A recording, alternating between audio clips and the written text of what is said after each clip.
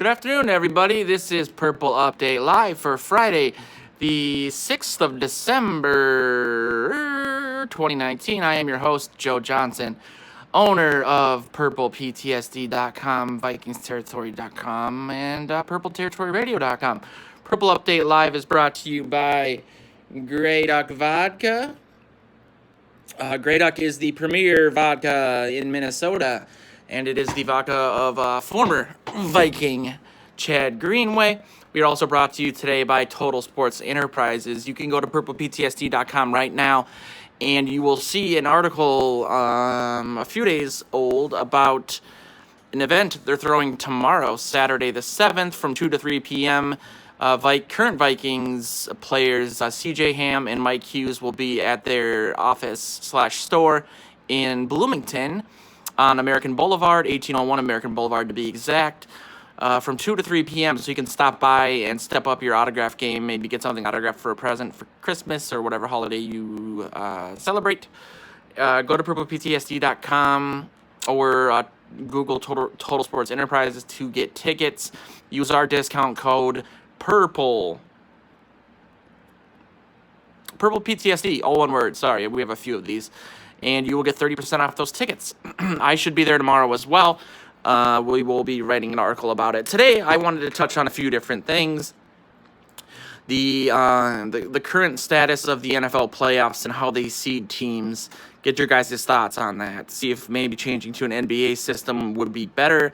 Analyze the outcome of the Bears-Cowboys game last night, which I think was a little bit closer than the score ended up being, and talk a little bit about the Lions on Sunday. But to start, the Bears have won 3 games in a row. They're surging.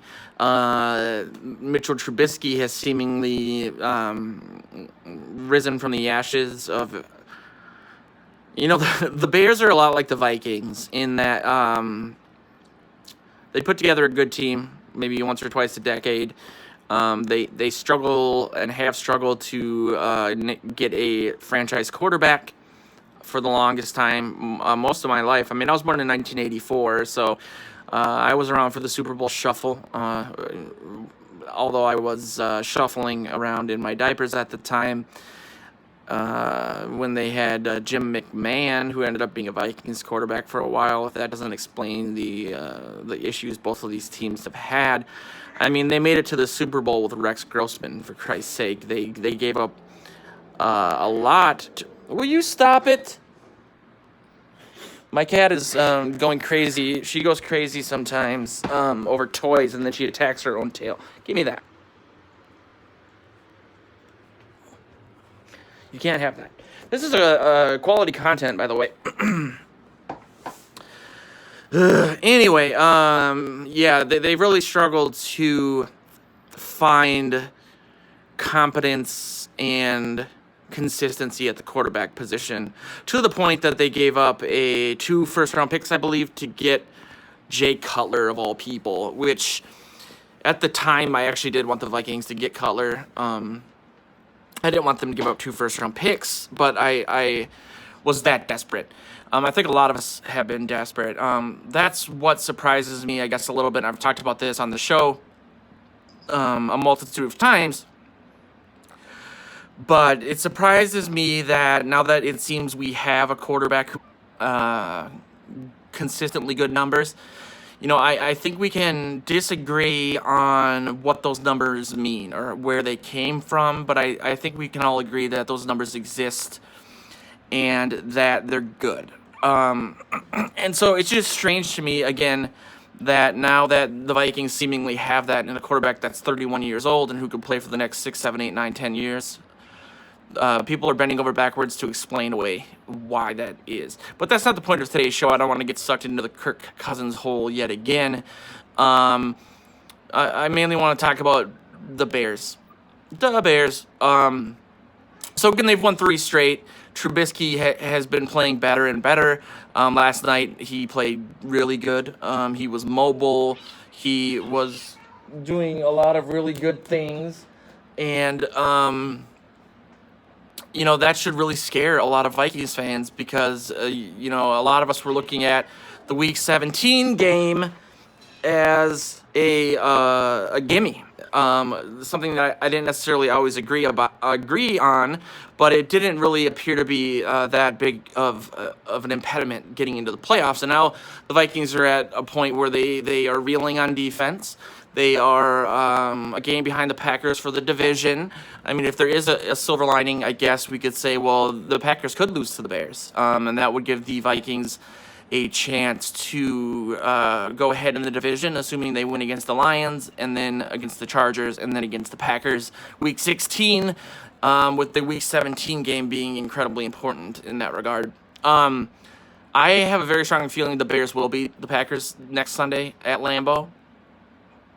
That having been said, that'll make things really tight in the NFC North. Another question that I had for you guys was going to be, and I'll get back into the Bears in a second, but whether or not you think the NFL should follow the NBA and start seeding their playoff seeds the way that they do in again in the NBA. Sorry, I'm testing a test, or typing a test message. If you have any questions or comments about the show, feel free to type them, regardless of what platform you're on. I will see them. So if you're not aware, if you're not a basketball guy, basically the NBA, and this is an oversimplification, but they just take the top 8 records in each conference. The NFL, as we all know, takes the winner of each division and then the 2 best records after that. I think especially if there's a time to talk about this, it's right now, because the Cowboys have lost 3 in a row and they're reeling, but they're still in first place. They're 6-7. I think they're a half a game ahead of the Eagles at this point. I could be wrong, but we could end up in a situation where the NFC North has all these really good teams with good records and they don't make the playoffs, because a team that could be 7-9, 6-10 ends up making the playoffs. I understand. I think there is value in having representation from each division. I do think that, and maybe this is coming from a place of entitlement, but the NFC North, for the longest time that I can remember, has been a really good division. I mean, there hasn't been a lot of years where it's been bad. It hasn't been, NFC South bad, or, with the Saints being the first team to lock up in the NFC playoff berth, or what we're seeing in the NFC East. I mean, you could argue, the best 2 conferences by win percentage in the NFL right now are the NFC North and the NFC West. And I just don't think it's fair. It's almost like an argument about the Electoral College in politics, right? Like, is it fair to have a team that is 10-6, or in the case of the Patriots, the year that Matt Castle was good, they went 11-5. They missed the playoffs. Is that fair to have a team that, let's say the Cowboys make it, they lost to both the Vikings and the Bears, and one of those 2 teams wouldn't end up making the playoffs? I'm a fan for just the best records win. And I know some people will say, well, then why don't you just get rid of divisions altogether? It's not one or the other. You can have both. I love having divisions. I love being in the NFC North. I love being in the NFC Norris. I love being in the black and blue division. I love the rivalries that it brings. I think one of the mistakes that the Wild made when they came back, outside of not paying like the $5 million that would have taken to buy the rights to the North Stars name from Norm Green, was not being in the division that they were in before, with the rivalries. And more so like the Red Wings going to the Eastern Conference and getting away from playing the Blackhawks all the time. I think history is important. I think those rivalries are great. I'm one of those people. I know there's some people online who really hate when we get into it with Packers fans, for example. I think that's like the funnest part of being a football fan, because when it boils down to it, this is really just a tribal thing, right? We're all from Minnesota, rah rah rah. We love our team. We hate them. Sports are that way, and so as long as it doesn't go overboard, and you're not like a Raiders fan who stabs somebody in the parking lot, I think it's all good. That having been said, I do think that it's more fair to go to an NBA style system. Just as I thought it was fair in college to have a playoff based system. I think they should expand it massively. There's just too many teams. An 8-team system would be great. Even more than that, I think would be amazing. Maybe the top. Well, it would have to go to 16, which might be a lot, but a minimum of 8. Anyway, yeah, I'm not just saying this because as a precursor to me maybe being upset when the Vikings end up as a win and in again against the Bears week 17. But I'm getting a little worried. Now, the good thing is that the Bears' remaining 3 games are relatively tough. They play the Packers, the Vikings, and the Chiefs. But they do look good. I mean, I don't know how bad the Cowboys are. They did only win by 7 points, but they were up by a lot more than that at one point. It was at home. I do think the Cowboys are reeling. I mean, the quote from Dak after the game was essentially, I don't know what's wrong with us. If I did, I would tell you, and I think we wouldn't be in this position if I did know. That, to me, just is bad. I mean, obviously. I mean, for it to be to that point where you have to say that in the first place is bad. To have Michael Bennett come in and kind of rip on the team loud enough for media to hear last week is bad. But when you're saying it's broken and I don't know what's wrong with it in the first place, so I don't know how to fix it either, you're in trouble. So, maybe they were beating a reeling Cowboys team. I don't necessarily think that this was the same Cowboys team. My cats are going crazy. I don't think this was the same Cowboys team that the Vikings even faced primetime a couple weeks ago. So you got to take that into account. I see a comment from Jack Stasny. What's up, man? Thanks for joining. He said, don't worry, the Bears will roll out some new scheme that will make Mitch look all pro against us. Cowboys are the best team that just can't win that I've seen in a while. I would argue that the Vikings borderline on that team, the best team that just can't win. I mean, for them to make the mistakes that they did against the Seahawks and only lose by 7, to be within 4 with the ball in their hands with under 4 minutes left and having a chance to go ahead at that point is astounding. I think this Vikings team, a lot of these problems are self-inflicted outside of Rhodes.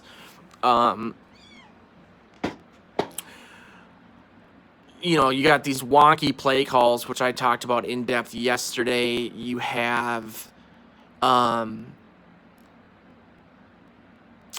turnovers at inopportune times. Not that there's an opportune time to turn the ball over. It's just, the best way for me to put that is my girlfriend, we've been dating for 6 months, and she used to be a hardcore Packers fan, and she knows her shit, like, legitimately. She said on multiple occasions that it's exhausting to be a Vikings fan. How do you do it? My answer is always not very well, clearly. But she said after Monday night that it's extremely frustrating because this team is so good, yet they find ways to lose.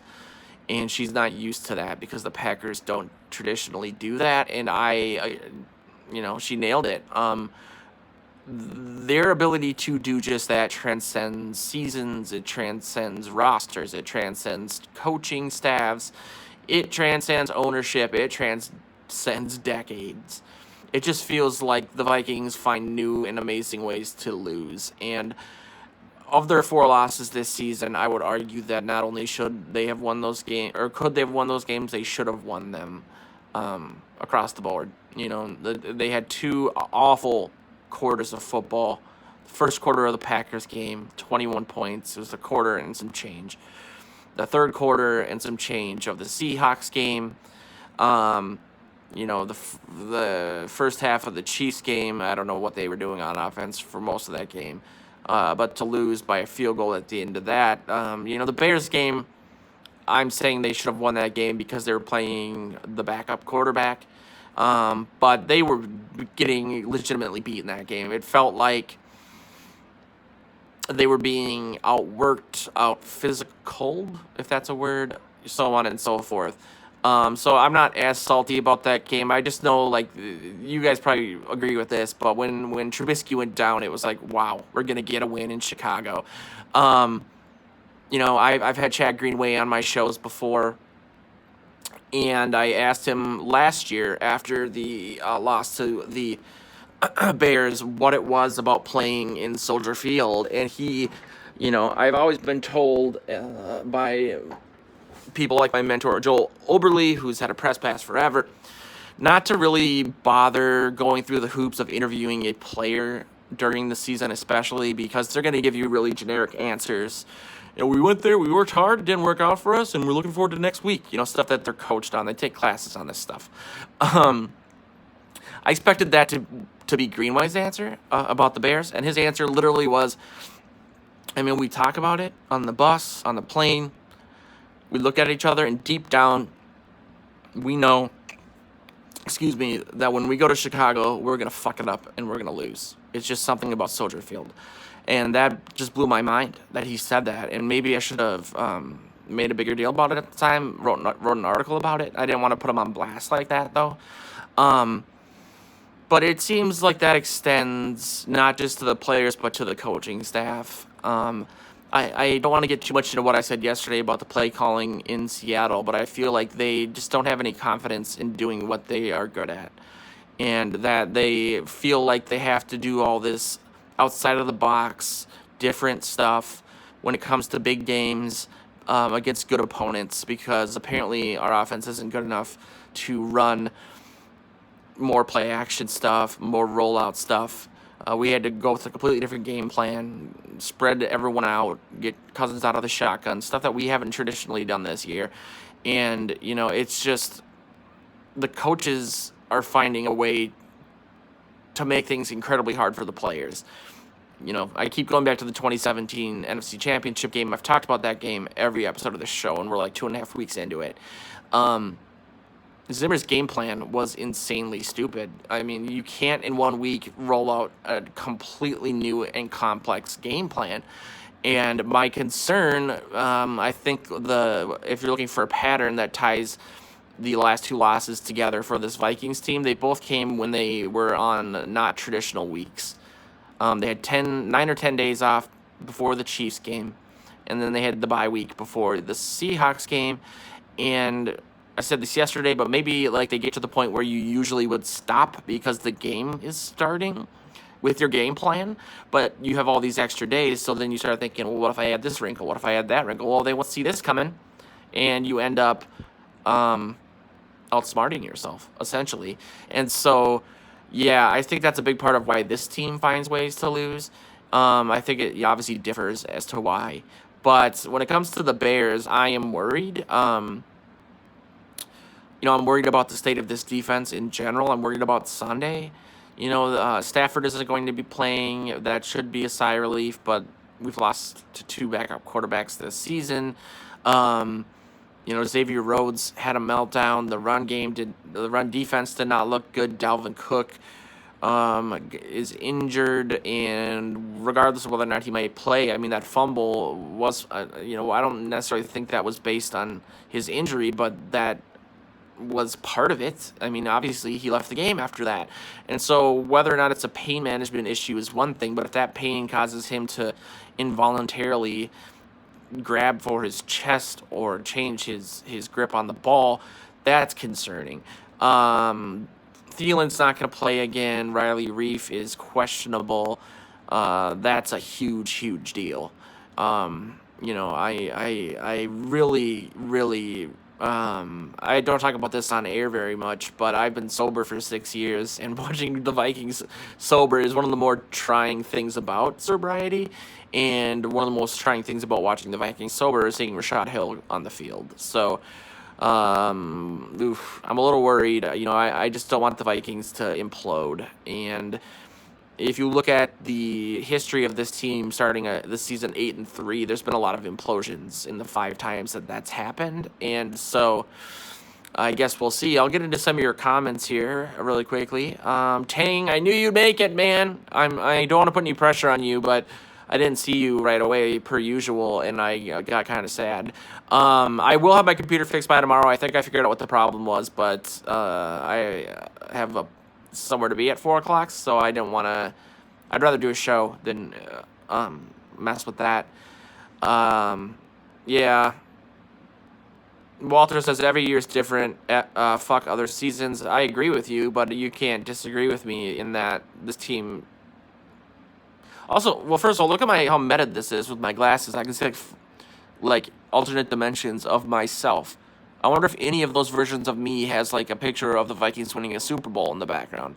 The reason I bring that up is because yes, every season is different, and they find in different ways, like I said, to lose, but it just seems like this team always finds a way to lose. I mean, by far, the Vikings are the winningest team without a Super Bowl victory. I mean, we historically, I think, have won 75% of our games.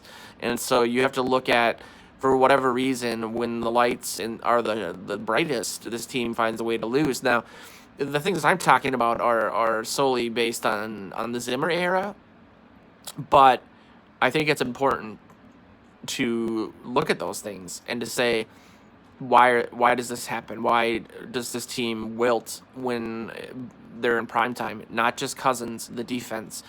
Peak Vikings defense. 2017, you could argue, was peak Vikings defense. They, had that historical third down percentage, and they completely got run over in the NFC Championship game. Why was that? The 2 turnovers didn't help, but I would argue that was Zimmer. Why did they come out last season with the same personnel and look awful? I would argue that was Zimmer. I don't even mean this as a joke. Check out. I'll show you guys tomorrow. I'm making shirts that say "Don't get too cute." I talk about that all the time. Being too cute means out scheming yourself and not doing what you're good at. This team is, position by position on the roster, the best team in the NFL. Nobody comes close. Maybe the Rams last year did, but Gurley has, his knee issues, so you can't even argue that. But the fact that they're 8-4 at this point is a travesty. I know expectations don't mean much. They're very subjective. But I'm sure the Wolves expect more than this. They don't expect a one-and-done playoff situation. They expect to make a deep playoff run. That was the entire idea of bringing in Cousins.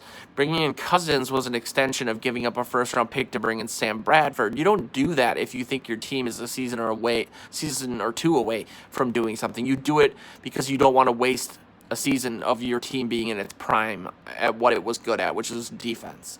And when you have skill position players that are as dope as we have them, that move signaled to me that they're all in on this team and this window of opportunity that's been open for a decent amount of time. And I mean, as we saw from the Bears earlier in the season, sometimes that window is only one season. I mean, typically for the Vikings, it takes them another 7, 8, 9 years to get back to the NFC Championship game when they blow an NFC Championship game. We get about one a decade, plus or minus, at least in my lifetime. We had 98 and 2000, and then we had 2009, and then 2017. So, point being, I don't know. I'm just kind of riffing off what you guys are saying, but I am afraid of the Bears. I said this at the time after we lost them week 4. It's going to be scary to face them at the end of the season because Hicks isn't even back yet, and they were just dominating our offensive line. Dominating them. The difference between the Bears and the Packers game was that Dalvin Cook had a monster game against the Packers. Cousins just played awful. I don't know. It's scary. It's scary to think. I really don't know what's going to happen Sunday, but if they lose that game, I would argue that the season is in jeopardy because Week 17 is no gimme. Regardless of whether or not they're going to be playing to make the playoffs in the Bears, they have a lot to play for. Outside of even being a spoiler team, Trubisky wants to do well. He wants to solidify his role. He wants to prove to the people in Chicago he was worth what they gave up for him. I mean, they made a move that had a lot of people scratching their heads in that draft. Why give up all that draft capital to move up to a position you didn't need to? Unless someone made you think they were going to take him before you. But I think a lot of people have agreed that that was just subterfuge and that they got played. Um, but he's playing well. I mean, and what is the Vikings' kryptonite? Peak Vikings. I mean, right now the kryptonite is any quarterback that can throw the ball wherever Xavier Rhodes is. But what is it typically? A mobile quarterback. We're not seeing a whole lot of pressure on statuesque guys. I mean, Russell Wilson didn't even really need to roll out that much, or be not roll up, but be mobile. Monday night, we have these amazing defensive ends who are great at generating pressures, whatever that means. But there's the 2 sacks against the Seahawks. They gave up 11 in the 2 games before that against defenses that weren't anywhere near what the Vikings are, at least in both games. And so that's frustrating. I mean, maybe I'm being overly negative, and maybe I'm a little freaked out by the Bears situation. Maybe I thought the Bears were done and that was going to be a gimme because it was at home and Cousins has been playing so well. But it scares me. Khalil Mack scares me more than any player in the league. Hicks scares me too. And so it's going to be an interesting 4 weeks. But, the Vikings do control their destiny at this point. And if, I should be at least in the mindset of this is good. It's an extension of the playoffs. If you can't beat the Bears, and I just want to make the playoffs to have made the playoffs, it doesn't matter, because if you can't beat the Bears, you're not going to beat other teams in the playoffs, especially as if you beat the Bears, it would be at home, and it's looking at this point that the Vikings aren't going to get any home games in the playoffs unless the Bears beat the Packers, and then we beat the Packers and win the other games. But you want, there are people who say, I want to, face the best opponent with the best quarterback because I want to see a better game and beat the team at their best. And I've always argued, I just want to win, I don't need all that. But I think for the sake of the playoffs, you're going to have to beat good teams regardless. And so I don't want to back into the playoffs. If a wild card team is going to make a run, especially a wild card team, they need to get hot right about now, and they need to win in and then continue that momentum. That a few years ago, it's kind of trended away from that now, but a few years ago, everyone was saying, well, I would rather be a 3, 4, 5, 6 seed because you don't get the bye and you're not rusty and you can carry momentum and so on and so forth. So maybe we should look at this as a positive, but I think if any team really matches up well against the Vikings on defense and offense, it's the Bears. So we will see. Let's get into a couple more comments and then we'll go. Tang is my homie. He agrees the team is cursed. Yeah. He said, call the Pope. Yeah, we need to find an exorcist or something. I want to do like a faux documentary and pretend like we really go in deep and interview people from around that time to find out what god from what religion was slighted. I wouldn't do it that way because it would piss people off, but try to find a way to someone spiritually, or when they built the stadium, did they tear up a cemetery? I don't know. In Bloomington, because it just feels that way. I'm sorry for being overly negative. That's not usually the way this show goes. At least not this direly. I like to throw some humor in there, but it's been one of those days. Chang points out the 2014 Cowboys, the 2016 Falcons, amazing offenses. That didn't work. 2017 Vikings was another example. Trubisky isn't a bust. He's not a franchise quarterback either. Not yet. I mean, I'm still not sold on his ability to make all the throws. A lot of it just looks like a lot of work from him. He reminds me a little bit of T-Jack, like a way better version. His throwing motion, all of it. But man, when he uses his legs, he's good. In that regard, again, that really freaks me out, that he's getting it together and he's going to be running all over the place against these Vikings, and it's it's looking like that's going to be an incredibly important game. So, oh man, it's just stress we did not need at this point. But what else is new? So we'll see. Um, I had one other thing I wanted to talk about, and I don't remember what it was. Um, Tang does say that Trubisky doesn't carry the team when the defense doesn't show. I agree with that. And again, maybe you missed this part, Tang, but I don't know how good the Cowboys are right now either. I think they're reeling. I think they don't have any answers. And I think that the writing's on the wall. Obviously, it's not even on the wall. I mean, it's been broadcast across multiple media platforms. Garrett's done that. I wonder, though, it's going to be interesting to see who wants that job. Because you think that that's one of, the premier jobs in all of pro sports. It's one of the most expensive or valuable franchises. But it's almost like with Al Davis in the Raiders before he died. Who wants to really work with Jerry Jones? You know what I mean? I certainly wouldn't. He's just too in your face. He's just the most obnoxious dude, and he takes credit for everything when things are good, and then he basically blames everyone else when things are bad. And he's always on the sidelines and coming into the locker room, and you don't want that as a head coach. You want the autonomy to do what you want to do, and you don't need the owner. I mean, I understand that he pays the bills and that you want a return on your investment as an owner. But Jerry Jones bought that team for next to nothing by today's standards, and he's made so much money off of them, and it's just it's gross. And to be honest, they wouldn't have been any good for most of my life, if not all of it, if not for the Herschel Walker trade. So that bothers me a little bit. Yeah, that's a really good point. I'll ignore the first part of that because it goes against what I just said. I agree, though. He said he made that franchise, then he ruined it. That's true. When he bought that, things were bad. He really did build them into this first-class organization. The stadium is incredible. The whole America's team thing was under his, which I don't know about you guys, but I hate that. I hate it. I can't stand it. And when I see people wearing cowboy stuff in Minnesota, I just think, ish. That having been said, and I'll say this, and then I'll deny that I ever said it, even though it's on tape. When I was younger, I loved Emmitt Smith, and they were my squad. But I was like 6, and I just liked watching them win Super Bowls, and I didn't understand any of it. But as an adult man that's not from there, there's no excuse for that.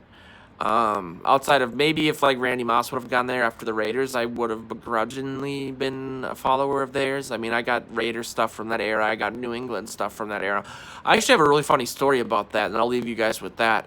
I was a huge Randy Moss fan. The only training camp I've ever missed was 2005 after they traded him. I broke my hand when they traded him. Second time I broke my hand because I'm classy that way.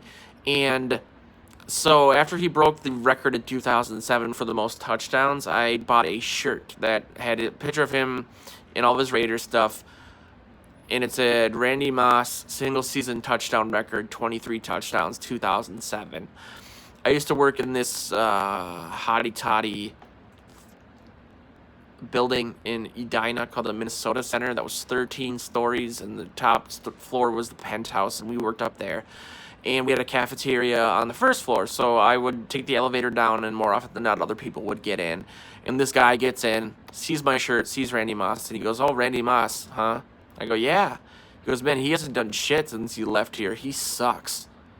And I go, "Read the rest of the shirt. It literally just says he broke the all-time single-season record." Ugh. I know that the record he broke was in a strike shortened season, so people kind of are here or there for that. But that summed up some of the anti-Randy Moss people. A lot of ignorance there. I don't want to say I see a lot of that from the anti-Cousins people, but some of it anyway. Not everybody.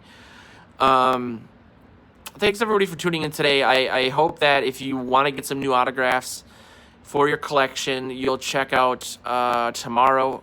Total Sports Enterprises is having an autograph signing with Mike Hughes and CJ Ham. We're sponsoring that, and you can use our discount code purplePTSD, all one word, on Total Sports Enterprises website to get tickets to that.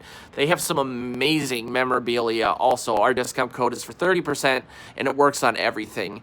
That's a picture of the Minneapolis Miracle. Some people call it the Minnesota Miracle. It's the Minneapolis Miracle, though, because that's what Paul Allen said at the time. I also said that strangely. I'm like, it's a Minneapolis Miracle. It's autographed by Diggs. You can see a plaque. I have a certificate of authentication. They have more of those there. They have really cool stuff. And so the discount code again is purplePTSD. But I'll leave you guys with that. I'll be back tomorrow to really delve into the Lions game on Sunday, and then we'll do some pregame stuff. Cool announcement too. All of our stuff is now on Yardbarker. So check that out as well. That's really, really exciting for us. Both websites are on there. I'm super stoked. But this has been Purple Update Live for the 6th of December. I will catch you guys tomorrow, and hope you have an amazing Friday. Skol.